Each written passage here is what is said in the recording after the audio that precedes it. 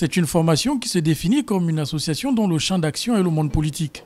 Le cheval de bataille de ce 8e mouvement associatif est d'accompagner les autorités gabonaises dans la lutte contre la Covid-19. C'est pourquoi la sensibilisation auprès des populations en temps actuel est de mise, afin d'en venir à bout de cet ennemi invisible. Nous soutenons tous les efforts entrepris par le gouvernement en vue de protéger nos populations contre cette pandémie-là. Donc nous accompagnons systématiquement nos dirigeants, donc le gouvernement gabonais, dans toutes les décisions qu'ils prennent afin d'enrayer cette pandémie.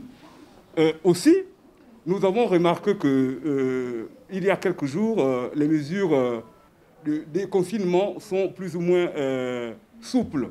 Et je pense que cette exigence de déconfinement obéit aussi à l'exigence que les autorités ont à relancer le secteur économique. Maintenant, nous devons être très prudents dans cette recherche de relance de l'économie parce que nous devons le faire tout en continuant à respecter les gestes barrières parce que le Covid est toujours là. Et nous encourageons le gouvernement à ouvrir ce dépistage de masse-là pour gagner la totalité des populations. Et je me réjouis de savoir qu'il y a 34 centres de dépistage qui sont en train d'être installés à travers le pays. Donc ces centres-là viennent en appui aux efforts déjà apportés par le gouvernement, notamment dans les centres de traitement ambulatoire et les CTA.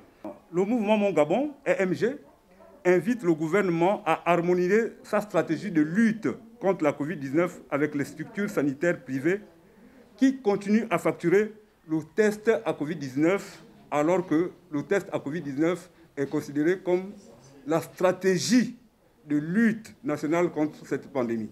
Selon les membres, le gouvernement gabonais ne doit pas être seul à se mobiliser.